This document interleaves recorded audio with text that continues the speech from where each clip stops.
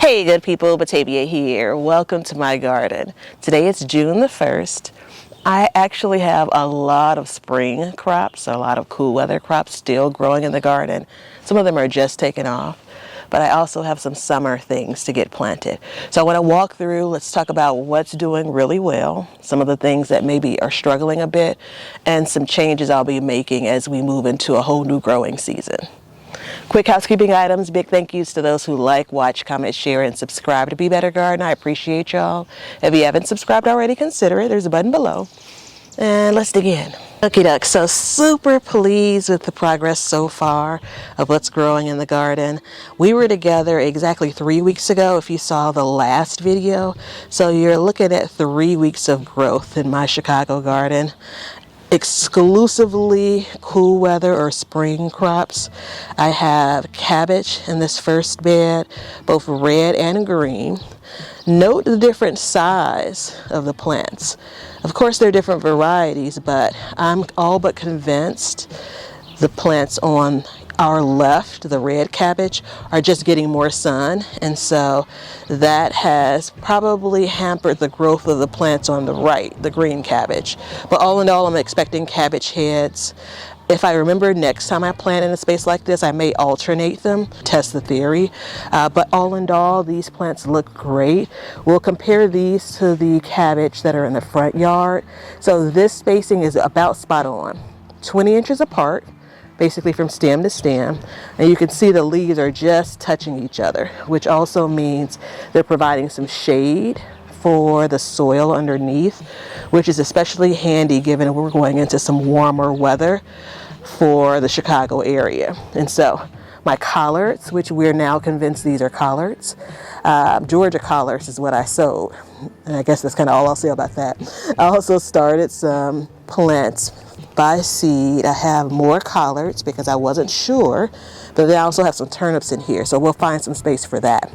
Quick note on what pests I normally encounter and how I manage them. So my number one pest for these types of plants would be the cabbage butterfly. And what ends up happening is cabbage butterfly flies around, lays the egg, worm starts to emerge and then eat away at the leaves. So when I see the worms, and I see them even using my method of covering at least twice a season. So what I end up doing is I use not necessarily the black netting for the purpose of that pest, but this insect netting. And I've also used tulle fabric in the past. I'm just trying to create a barrier between the plant and the actual butterfly itself. Some of you all may also experience the cabbage moth, which is what I thought I had for years in my garden. But if I do find some level of outbreak, I basically just hand pick the bugs off. And I'll do that over and over again until I can get it under control. And that has pretty much worked. You see a little bit of damage here, and that's what happened. I had probably from when I first planted them and hadn't covered them properly, I had some initial damage, but all in all, things look really good. Now, even having this open for this long today, I am kind of introducing the opportunity for the butterfly to fly around, but I normally try to keep a close eye after I've had the bed open for a while. We'll come back in. I won't have time to do it this week, but next week, and start to do our early harvest of some of the larger leaves. And then we'll focus on cooking those up probably fresh. We'll need a bigger stack before I start doing preserving of any of the greens. Look at this space. We've caught the sun, so it's not the clearest view, but I have probably packed this bed as much as you can pack a bed without there being some negative impacts. So quick rundown, just a few crops: red lettuce on either side, curly kale, then lacinato or dino kale on the back row. We're going to harvest, cut, and come again for those. And then we have some onions that are stuck in here somewhere, and then kohlrabi, which I'm really pleased because they're growing at different rates, which means I'll be able to harvest a couple at a time and then ultimately clear this space.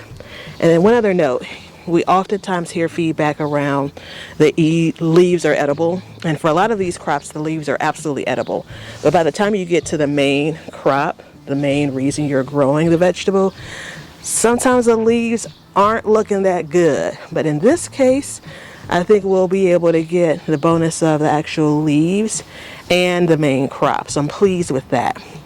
And then I ended up planting out petunias in a basket, which isn't really the way that this GreenStalk is designed to work, but I think I'm going to do green beans here. So many ideas, so many options. I end up getting kind of wrapped around the axle about that kind of thing, and I really try to work through that. But next up, when we first saw this space, we put the onions in, sown the carrots and the beets. We had the beginnings of them popping up, and these were actually sown 6 weeks ago. So I have come in and done a few things in this space, including side dressing with fertilizer, which granular fertilizer, kind of an all-purpose fertilizer I used.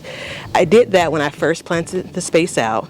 So I came in about 5 weeks afterwards, cleaned up the space, including weeding, thinned the carrots. I have been working on thinning the beets all along. So these are red cylinder beets, and they grow kind of narrow and long, and so I may need to thin one more time. Some of them are still pretty close together, but I'm torn between kind of letting them grow as they are and seeing how it works out. I wouldn't do that necessarily for the orange beets, the golden beets on the other side, but for these, I'm interested in seeing how they work. And then for the carrots, I have 3 rows here, the row on either side, and then I got halfway done with the row that's in the middle. It was harder to get to, and I had had enough of the bending and the reaching for that day. All right, so unplanted spaces. I do have garlic in the cage baby, and I broke my cardinal rule of waiting to get flowers until I've planted most of my vegetable garden. I didn't do that this year, so I still have a mixture of flowers all over the place. We'll end up planting out in the cage baby. This is going to be the primary growing space for tomatoes and peppers in the first couple of sections of bed, but then on the far end we'll do sweet potatoes. I forgot to mention that last time. So further down on the end is where the sweet potatoes will go. And I'm still probably a week and a half off of being comfortable enough to get those into the garden based on temperatures.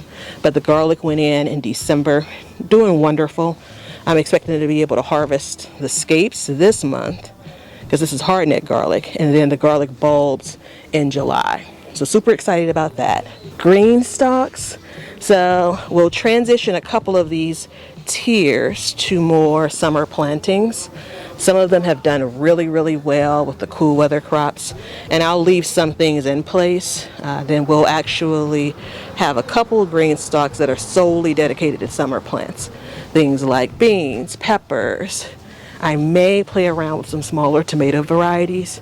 Not quite sure yet, but so far the potatoes look good, charred. It's really adding some color. This pink green stalk is probably my favorite so far this season. Still have, I think I mentioned, a bunch of containers I still have to plant out. This is what my potatoes look like that are in containers. They're really looking good. My wall of peppers that I normally do in buckets, I still have to get those planted.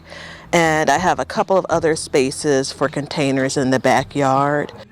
So we're not normally up here when it's this sunny in the front yard, so I'm going to try to be careful of shadows so you guys can get a good look at what's going on. The last time we were together, it was just dirt, and I told you what was growing underneath, but right now we have 3 varieties that have come up nicely.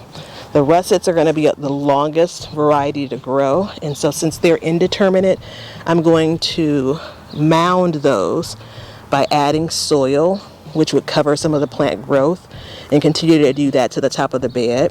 The next 2 sections are Red Norland and Yukon, and those are determinate, so I'm really just going to add some mulch in to be able to get a little bit of coverage here, cool the soil off, make sure that I don't have, once the potatoes start to grow, any potatoes exposed to light. So I need to get that done.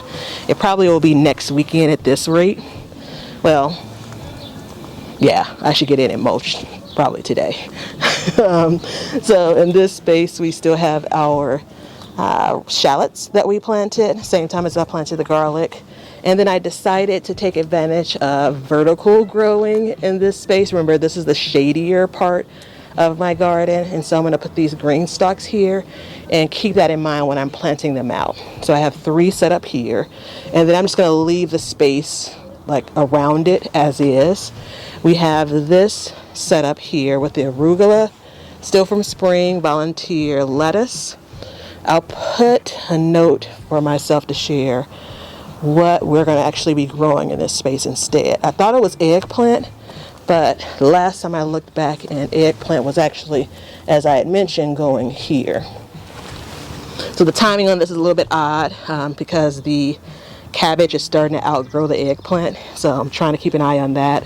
And this is also a good example of seeing how, let's move my beat and back stick, seeing how a tighter space produces a smaller head. This is all the same variety from the same 6-pack, and it looks very different. So not only is it a tighter space compared to the backyard garden bed, of course it also is getting less sun just based on it being on the other side of the porch. So yeah, this is not kohlrabi. Not sure what it is. It came out of the same 6-pack as the kohlrabi that I picked up. So it's some leafy green, presumably edible. But we still have our pretty lettuce here, as well as one of our chard plants. So surprise, surprise, cilantro did come up, as well as the dill. I think the dill will be fine as the weather kind of warms up. Cilantro, I'm expecting a bolt, so we'll come back in and replace that once that happens with some other plants. I have tumbling tom tomatoes, and I'll put a couple of those in the backyard as well because I have the plants. I have a red variety and a yellow variety I started. This is the other planting of garlic. So again, by the time this space clears out, I expect that the trellis should be filling in, which I'm really excited about because this is the year. This other space is where we're going to plant out for the trellis growing as well. So more of that red lettuce. So we still haven't planted out 4 of these containers. These are the 7-gallon grow bags. Our onions are doing nicely here, and I did get a chance to plant the potatoes here. I think I did 1 or 2 seed potatoes, and that's a 10-gallon grow bag compared to these are 7 gallons. The plan is still to put pole beans here, and the lettuce is really performing. That's that volunteer lettuce, the marvel of 4 season. I may have to make the decision of pulling it to give the beans a chance.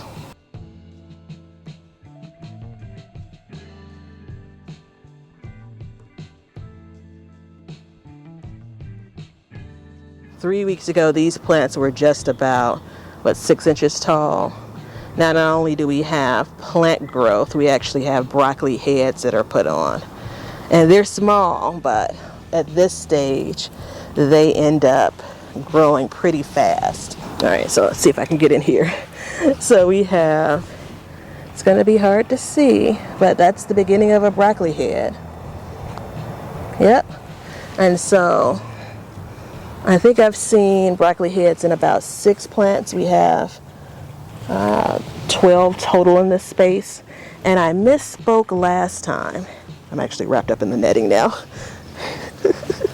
So I misspoke last time. Not peppers in this entire space. After broccoli, corn is going to go in the first 2 spaces. And then I think I have peppers just following in this space. So that's the plan of like transitioning from spring to summer. And then over here,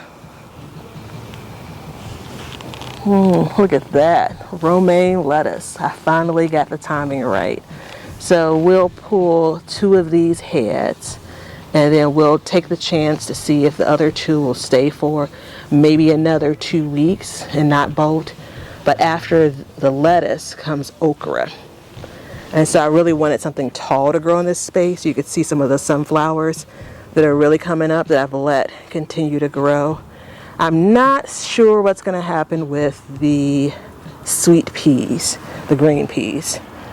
We're just gonna let it do its thing and not be concerned about it.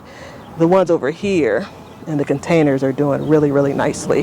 Okie doke. Thanks so much for spending some time with me. If you have any questions or comments, feel free to drop them below. And be prepared for the next time we're together. It's going to be some pretty significant changes in the garden. All right, I look forward to seeing y'all on the next one.